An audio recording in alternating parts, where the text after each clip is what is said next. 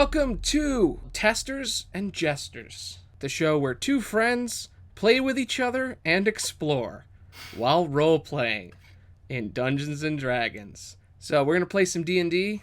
I wanted to test out a game that I wrote a while back, Stormy Night at the Manor, that is for a book I'll probably never publish. And yeah, so we're going to do it. This version of the story is called The Dark Voice Constructs.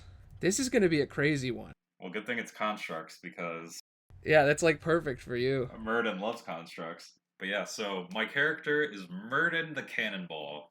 Merdan is from a colony of gnomes that live with the cloud giants. The gnomes are exiled, and these gnomes have managed to make a deal with these cloud giants that allow them to live together in harmony above the clouds, soaring across the skies of Jewelry. He's not like most gnomes. He was a bit of the runt of the litter. He was a bit more bulky than the other gnomes. They made fun of him. He took a job that not many of the gnomes do. Most gnomes go into study of the arcane, the unnatural, experiments, but not him. He wanted to focus more on fixing constructs, understanding their inner workings, and then he figured maybe I could take from what I've learned and apply it to myself, building this like suit of battle armor. He knew that people really wouldn't care if he was gone or not.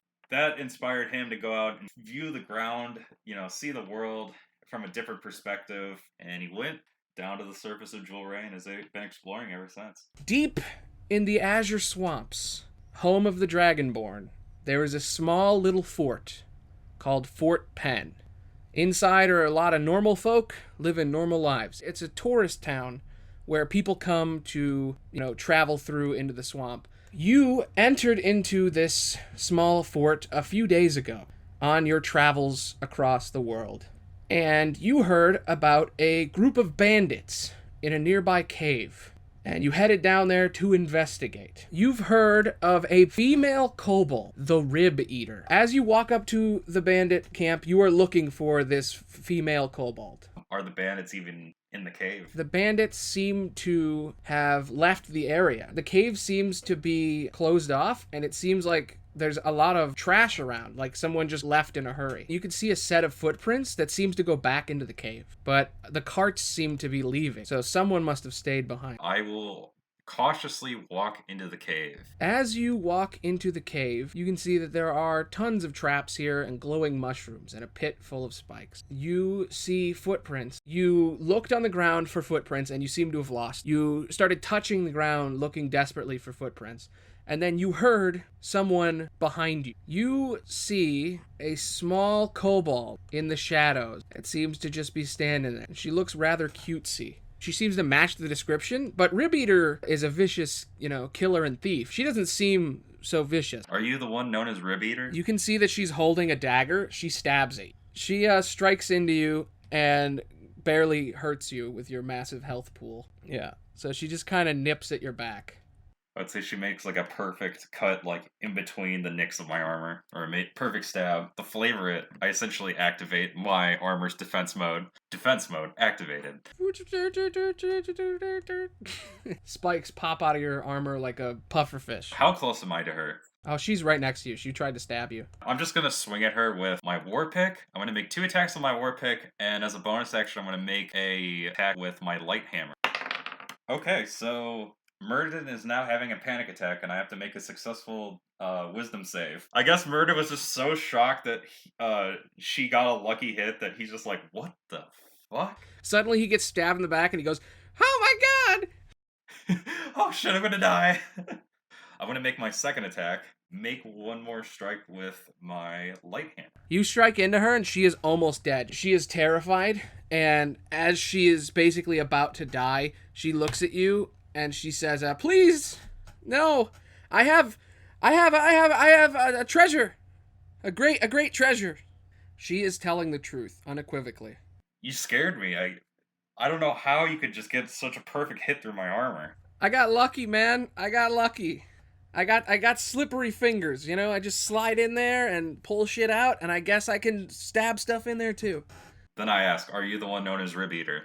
My name is Creel Rib Eater, family name. I don't like to eat ribs every day. It's only like a once every 3 hours thing.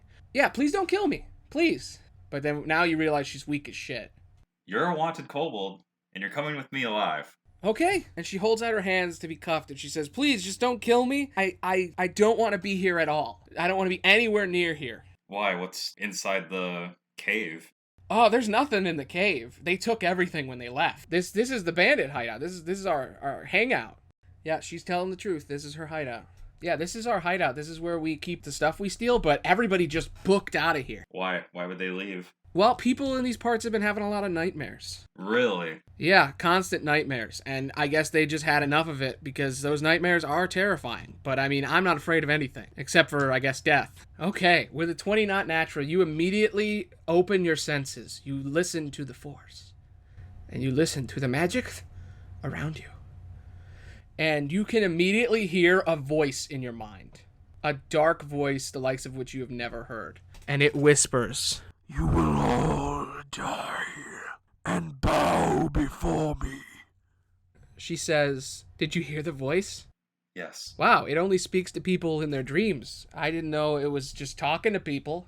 Do you know where the voice is coming from? Yeah, there's a great treasure there, but it's so dangerous. I thought you wanted to take me back to the town. I do, but this appears to be dire towards the town of Fort Penn. She looks at you and she smiles and she kind of chuckles. Well, I am at a great opportunity here. I would like to make a deal with you. And she smiles really big. I say, I usually don't make deals with my bounty targets, but I'll hear you out just this once because of the situation. I'll show you to the haunted mansion, to the lost mansion of Fort Penn, and in exchange, you will let me go as soon as we're there. You'll take the irons off, you'll go inside, and I'll leave you be, and we'll never see each other again. I won't steal anything else here, and I will leave, and everywhere I go, I will tell them of the gnome that beat me. And your name is? Or I could just turn you in and find the mansion myself. That's true, but I'm the only one who knows how to get inside. Really? It seems like she's telling the truth. Very well. I sigh deeply. Let's go to the mansion. She smiles, and she says, alrighty then, let's head out. She starts walking. No funny business. Of course, no funny business. I'm not very funny. As you are walking with her, she says, there's an old graveyard behind the mansion. Do you want to go through it, or do you want to go around to the front of the mansion? Let's go around to the front. Okay. Yeah, good idea. Graveyards are creepy as fuck. As the two of you travel through the woods, she says, so you're a gnome, huh? Sorry, but I'm not trying to talk to you. Okay, man, just trying to make conversation, you know, you never get to meet gnomes a lot, ever since the fucking genocide, you don't really hear about gnomes all that often. Yes, the great experiment that went wrong. Yeah, well, things go wrong and things happen, but you seem to be doing all right. You seem to be well equipped for a gnome. Gnomes don't usually fight. Because it's just reminding him of, yes, he's not a typical gnome. You hear thunder in the distance.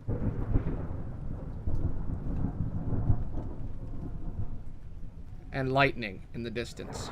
And you come across the mansion. And you see a lake that is slightly foggy and creepy. And you are in the center of a dense swamp. As you get closer to the mansion, everything seems to get darker and more bluish. This place has always had bad weather, but it seems like it's been getting worse the last few weeks. You are standing outside and the storm gets even worse. You start to feel as if you can't move as hard. There seems to be a very strong wind resistance. It's as if you are getting hit with a gust of full force wind, as if there is a hurricane above this place. As this happens, you feel the wind shear hit your eyes. Your eyes at first start to feel weak, as if you couldn't see as well, but you beat it. You're now in front of the mansion. The wind and power from this place is so strong that you are almost being pushed back. And you can see her, and she's grabbing onto you for dear life. I forcefully walk in the direction of the mansion, and I kind of drag her with me. As the wind gets louder, surrounding your ears. It is so loud you can't hear. You know that the only way to stop the pain in your head is to get inside. I forcefully push my way into the mansion. You can't move full speed, but you manage to make it inside. As you reach the doors and hold on to that door handle, you feel the air thrust back at you. As you hold on to the door, you feel as if you let go of this door, you would fly back 25 feet from the sheer force of this wind. So you're now holding onto a doorknob and your feet are flying back. I take the pick part of my work pick and drive into the floorboard of the mansion. You punch open the door, put your pick into the ground, and you are now hanging off of it. You manage to pull yourself and her in. You chuck her in. As you shut the door, you see a wave the size you have never seen before coming from the lake, as if it is almost tsunami-sized. A crushing wave of pain and death. And you see it killing everything outside that is alive. And as you shut the door, you know that that wave would have destroyed you. You are now inside the mansion. You see that there are some holes in the ceiling that allow light in. And it seems like this place has been abandoned for a very long time.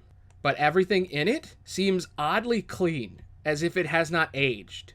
The only reason it looks abandoned is that the door that you came in through looked completely abandoned. And the walls seem a bit old in construction. But when you look at the building, it's as if it was left alone yesterday. What the fuck was that? What was that? You should know. You're the one that got us into this. You're the one that made me want to go here. I didn't know anything about this place. All I knew is that this place is fucking terrifying and that everybody left. Oh my god. And that there's a voice with nightmares. Yeah, supposedly there's still a treasure, but I can't leave now. I was just gonna slip away. I don't know how to get in this place. I don't know anything about the inside of this place. I just wanted you to bring me here. And you did, and I was just gonna leave, and then suddenly a fucking hurricane hit. Unfortunately, it looks like we're gonna have to work together. Yeah, I guess. I guess we are gonna have to work together. In this incredibly terrifying and spooky mansion that seems completely clean and untouched, even though it's been here for 1,000 years. This place is eerie. You seem to be in a large foyer, and there is a stairwell in front of you and 2 doors, one to your left and one to your right. As you walk up to the door, it seems like a perfectly ordinary door. And there seems to be a sign that says stables. Stables. No.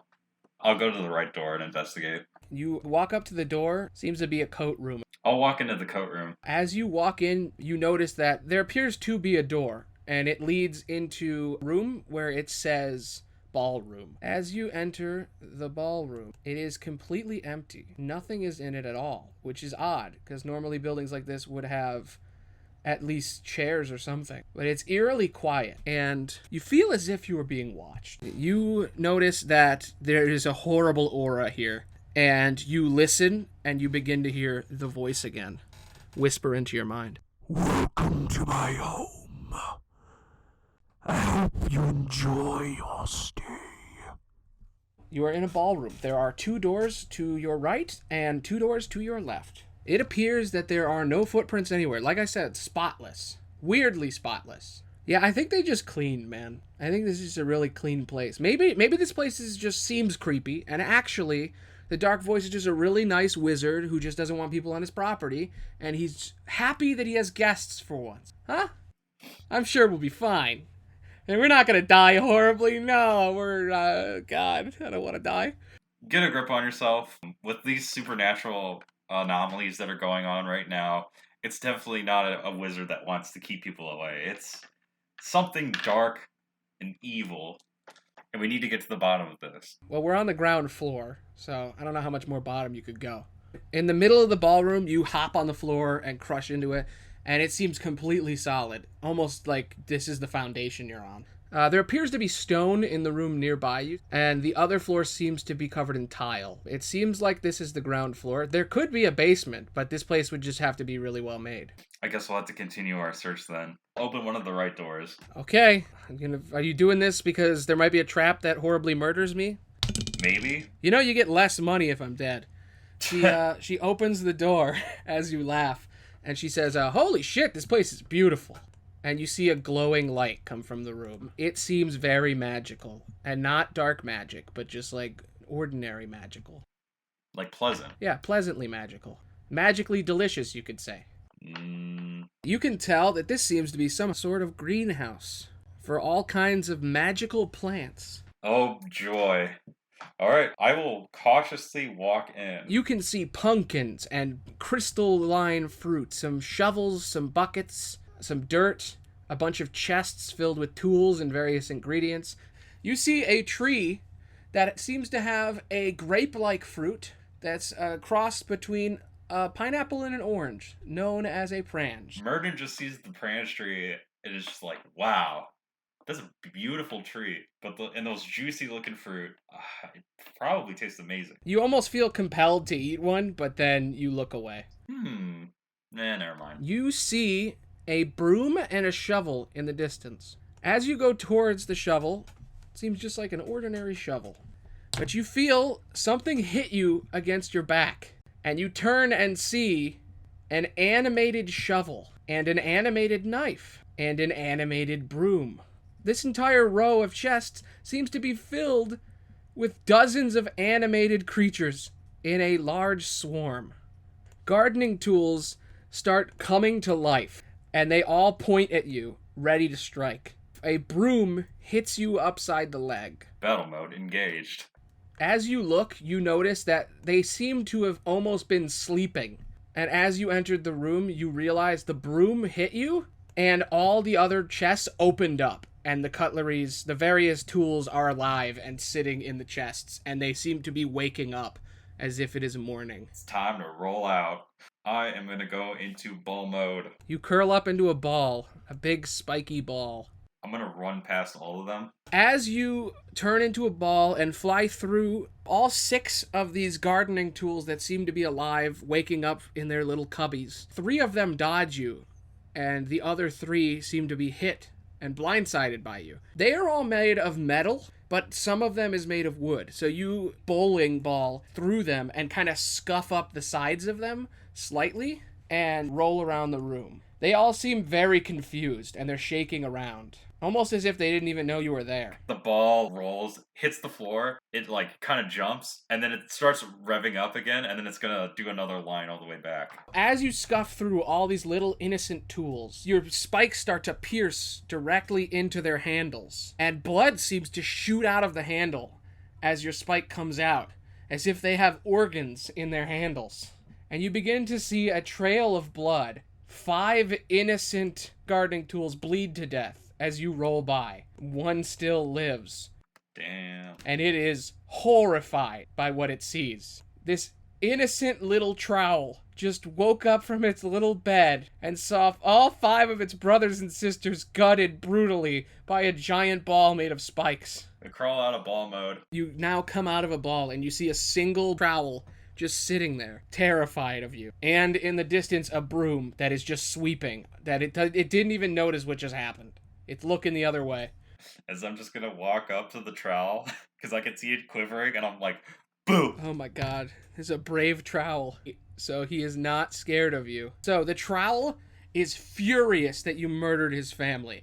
And he looks to you, and you hear psychically in your mind, One day I will return, and I will kill you in your sleep to avenge my brothers and sisters. I want to smack it across the garden with my war pick. the trowel, a tiny shovel that folds up, used to dig ditches, turns, looks at you, and it says, "Why?" And you see the trowel fall to the ground, blood shoots out, and it falls unconscious. Oh, little thing. He puts him in his backpack. He's like, don't worry, I'll fix you right up. Trowley wakes up in the bag and vows revenge as he watches over this murderous bastard. And he looks into the hallway and he sees Neil, who is sneaking away in the dark. She then heads towards the lobby and continues to look around for something to escape with.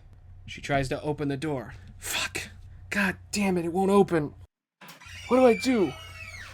I can hear him. Shit. Meanwhile, you return to the room, and all the blades are gone. You put the other one in your pocket. It is now pocketed. Let me name it Trowley. And you see a broom in the room, and it is just moving back and forth. It's just sweeping it up, and it goes over to the blades, and it just starts sweeping up their blood. Why do these gardening tools bleed? The broom seems to just sweep its way out. As you go to take the door to the right, you see that the wall is made of glass, and you can see outside the horrible storm that is blowing out there. And as you go to the door, you realize it leads outside to a small stone path that leads around the house towards the graveyard. And as you go to open the door, you see lightning strike the ground outside. You can go out there, but you know the storm from before, the wind, and you know that there is now lightning as well, and giant waves, apparently. So if it leads outside, then I'm staying my ass indoors. So I will take the bottom left door. All right, as you go through the bottom left, you return back to the ballroom. So this area appears to have been a ballroom and a greenhouse that leads outside. She is gone, and there are 3 doors to your left. One that leads down to the lobby where you were before, and 2 that lead to other areas. The 2 signs that are on the wall say dining room and kitchen. Can I pull a trolley out of my backpack and say, "So trolley, you got any siblings living in the kitchen?" As you say this, are you holding it tight? Yes. It shakes with violent rage, and it's trying to break free. You son of a bitch! You killed everybody, and you made me. My family will destroy you. We are everywhere. We are living on the 1st floor. You will not survive to the 2nd. That's great, trolley, but that's not the answer to the question I was looking for, so I just have to check back later. Okay, love you. Put it back in my backpack. You will die a horrible death. I'm gonna go to the dining room.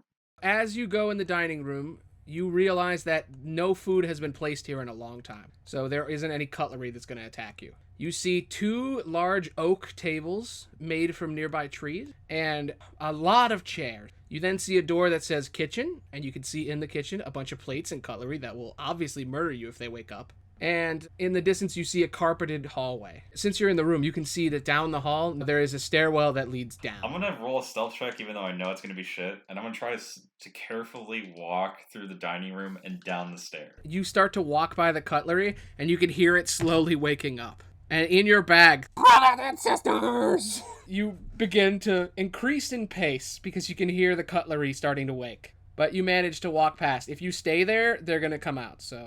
Can I just slightly open my backpack real quick and say, "Hey, shut up, you fucking flesh tool"? Help! The cutlery starts to shake in the other room.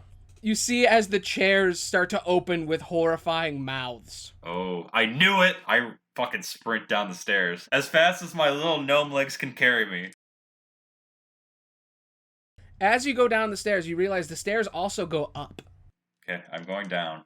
You go down. As you go downstairs, you are now in a stairwell. There are now 4 doors around you. One that seems to lead into an empty hallway, one that seems to lead into a wine cellar, and one that leads into an open, empty training room. I'm gonna check out the wine cellar. You come into the wine cellar. In front of you are 6 pillars on either side of you, 3x3 pillars, and there is wine on the shelves. There are also giant barrels of ale all around you, each of them with a tap. Hey, Charlie, I got something that'll make it up to you. You take the wine and you pour it into the blade. I'm gonna give him just like a cup. Are you drinking then? I guess so. I'd be drinking too. Alright, yeah, you can handle your booze. Yeah, I've had better. Vomit shoots out of the front end of the trowel. It didn't know it could do that. Hey, not in the backpack. You hear screaming from upstairs and footsteps. And then you see your old pal Neil running down the stairs. She runs out and she looks at you. And she says, "Holy fuck, man. This place is fucking haunted. Jinkies, man." She said, "There's fucking suits of armor up there and shit, man. Running around on the 2nd floor. Annihilating everybody and everything. Just fucking is horrifying, man. There's talking shovels. There's living rugs that smother your soul. Thank God you bypassed all of that coming straight to this basement." I just hand her a bottle of wine. Here, this will calm you down. This is fucking elven wine. This is some high quality shit. Really? Because I've had better. It's insane, because moon elves are fucking really rare now. And I don't think that there's booze like this anymore. Apparently the suits of armor didn't come down here. I guess nobody leaves their floor. Except for Trowley.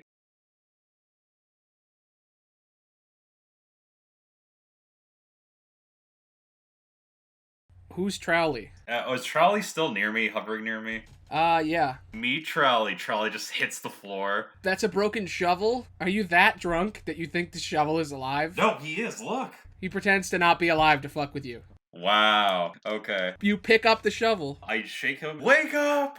Don't embarrass me in front of my... Yeah, well...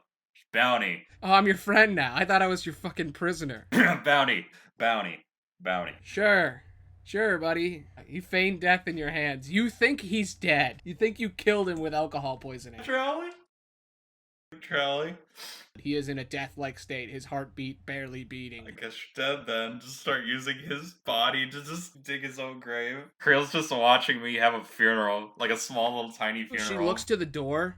She breathes and goes, I'm gonna die. I'm going to die here. I'm gonna die. I should have just left with everyone else. Why did I stay? I didn't wake up on time and they left me. Why did the other bandits leave me? Is there something wrong with me? Why do I deserve this fate? All I did is steal things. It's a sad day for us all. I just start drinking. You're such an idiot. Give me your fucking booze. Oh my god. So, do you want to, like, explore some more, or... Have you looked around here at all? The kitchen was full of angry silverware. Yeah, upstairs was filled with all kinds of horrible things up there, man. I do not want to go back up there. That place is terrifying. Well, there's no way to go about up unless you want to explore the rest of this basement. She looks and she says, well, there seems to be a hallway right here, right next to you that you didn't even look at. Oh, yeah. That goes to where the cemetery is, so I wonder what the hell's going on with that. This barrel looks weird. It's the only one in here without a spout. I know how to find a hidey hole when I need one. And she kicks it, and you see it opens, and it's a door. And there appears to be a path behind the door. Well, if there's anything here, it's probably in this secret room. This is where I would keep my fucking treasure. This storm isn't letting up. Whatever's causing that storm is in here. And I feel like I'm gonna die no matter what, so I might as well die fighting. Alright. Fair enough. So come with me. Let's go into this horrifying cave. And you see there's blood marks all over the floor and handprints. Before we leave, can I just say goodbye to Trowley real quick? Yeah, say goodbye to your shovel. Okay. I walk over to the grave. I'm like, goodbye. Sweet prince. I knew you was so well. And then, hats off on my heart. He was an excellent shovel. He fought hard, as a shovel does. Shut up, Snaggletooth. You didn't even know him. She laughs uncontrollably. Let's fucking leave, man. Come on. Alright, let's go. As the two of you walk below the ground where bones and dead bodies hide underneath the stone, Trowley the shovel, as his wounds open, you hear his inner monologue. One day, you bastard, I will slay you. I will leave my home and my realm, and I will follow you forever, until one day, at the perfect moment, I will strike and kill you, and I will feast on your entrails. Dude, he's on an epic quest to murder you now. You just created an enemy. Good. Alrighty then. I regret nothing. Alright, so you find yourself in a creepy cave with 3 eggs. One to the north, one to the south, and one to the east. It appears that someone has recently been walking around here. There are footsteps here. I'm just like, hey, someone's been here. Huh. Okay. This place is terrifying. What do we do about it? We fuck around and find out. Okay. You can see that the trail leads all over. There appears to be lines of blood leading both south and north, but not east. I am just gonna head straight forward, so I'm gonna head east. You both run east, and you hear through the walls, as you are walking, someone in pain. Oh! Trowley? You can tell that someone is speaking and they are in pain, and they are not in the hall you are in. Keep walking. I'm gonna just be like, it reminds me of Trowley. Neil listens. There's people in there, but I don't want to risk my life for other people, but there's people in there. So if you want to go and check out that room, you can do that. If we get to the bottom of this, we'll all be saved. So let's keep pushing forward. Okay. Alrighty then. You head north and you see a large antechamber open up.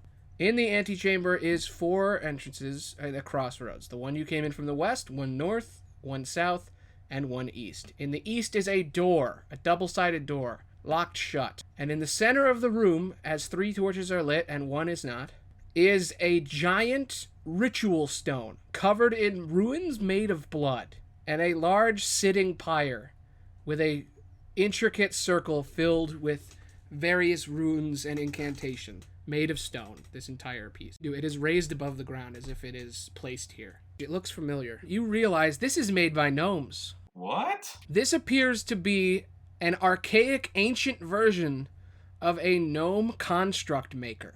Huh. It is the device that gnomes use in order to make constructs faster. Normally, a construct takes a very long time to make at all the different kinds of constructs. Golems and even flesh golems made out of human skin and mimics and animated objects. They all can be made with this machine faster than normal. This stone, if used with the right magic, can be used to raise the dead. It seems to have been altered with some kind of blood magic to do other more horrible things, such as the hearts and organs inside all the objects. Merdan's gonna pull on his engineer goggles, and he's gonna take a closer look. Just say, You Okay. can tell that it has been used fairly recently, and based on the etchings on it, it's been used hundreds of times to make everything that lives in this building. It appears to be completely foreign, as if someone who knows nothing of the technology is using it. God, shabby craftsmanship. Ugh. Okay, we gotta destroy this thing. Who's using it, and what are they using it for? Well, whoever it was, it's someone who clearly doesn't understand how to use gnome technology. So I'm gonna start taking apart the altar. You walk up, the altar is covered in blood and ancient pentagrams and shit. You just wipe off the pentagram goo that has souls on it, and the souls kind of fly off, and you just go up behind the altar and you just put your finger in a small hole and you pop it open and you just rip off the stone piece. The crystals inside that power it are all fucked up and in the wrong order. Ugh. It has human hearts inside of it that are pumping blood through it. No, come on. Why would you do that? Come on. A beating heart, really? Come on.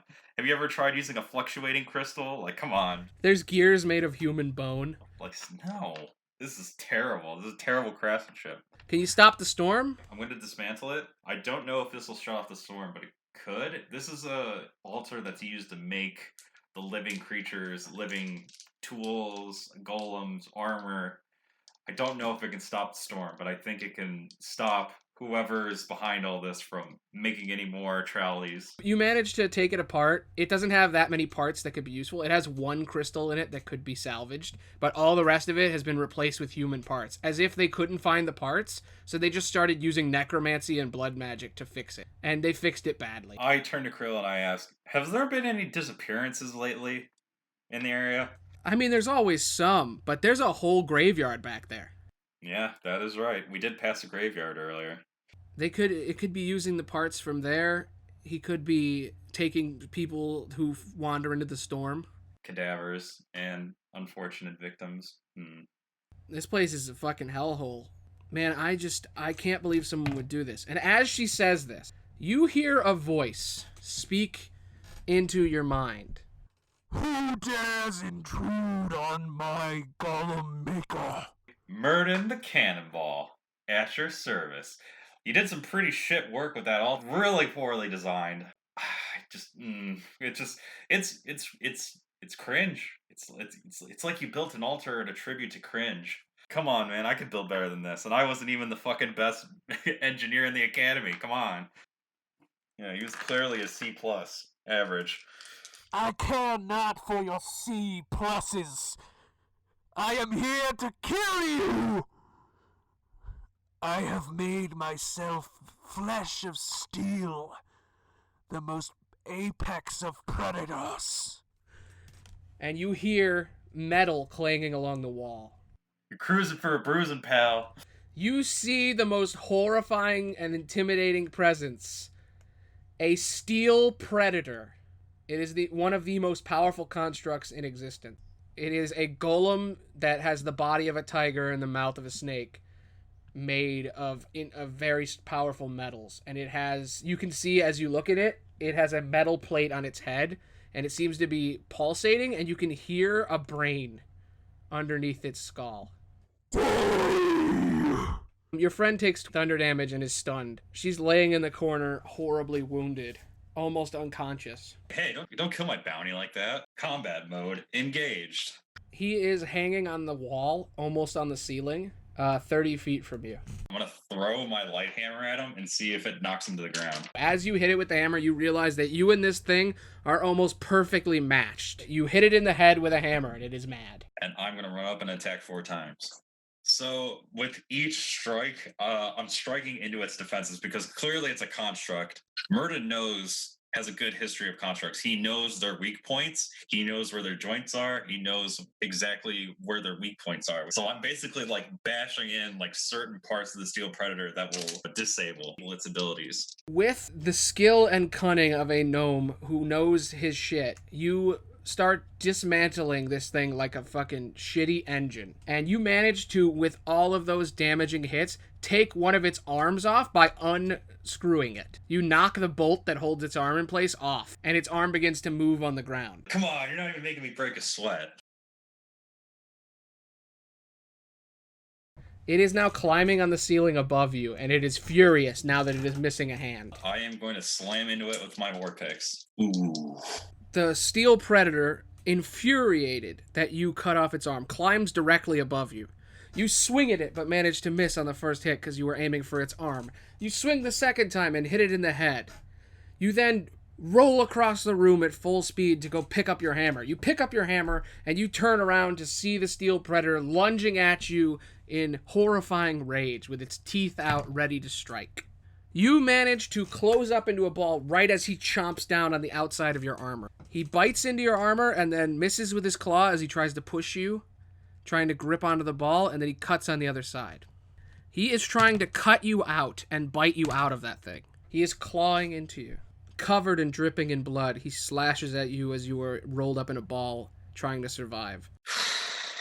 He's starting to get desperate. He's starting to focus less on strategy and more desperate tactics. So I'm like smashing the thing's face in, and then I was able to get a lucky uppercut with my light hammer. You smash his face in, hit your hammer upside his head like Rocky in a fist fight. He flies back with his face, spit comes out. As you hit him, the metal piece on his head slowly slides off, and you can see his exposed brain pulsating.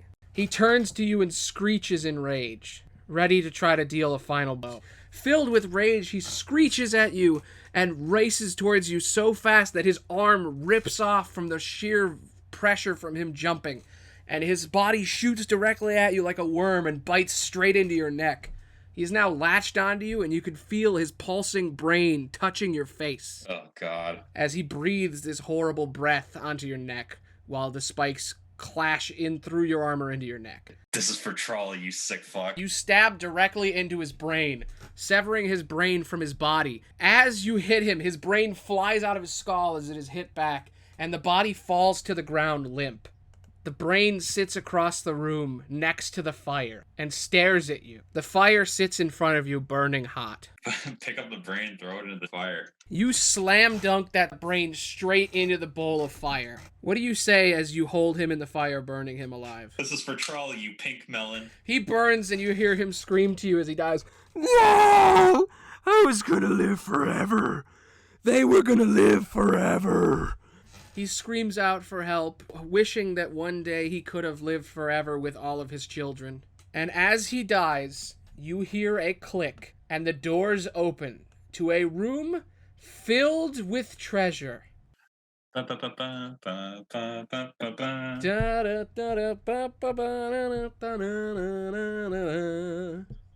Gently, calmly close the door so Neil doesn't notice. I'll be back for you later. You walk out holding Creel.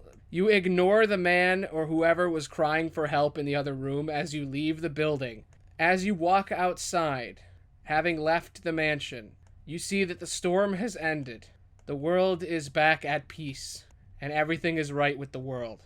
As you carry your friend off into the sunset, the camera slowly pans back to the mansion. As the door shakes, more horrifying monsters sit within its walls, and an old friend, Trowley, awakens to begin his never-ending quest to annihilate you. The end. Golf clap. Standing ovation. Standing ovation. That was fun, man. Thank you, everyone, for listening. If you are listening, if this is released at any point. This has been a Testers and Jesters episode. This week, a stormy night at the Manor with our new friend, Merdan the Cannon Ball. Join us next time for more D-on-D action. Thanks for listening. Bye.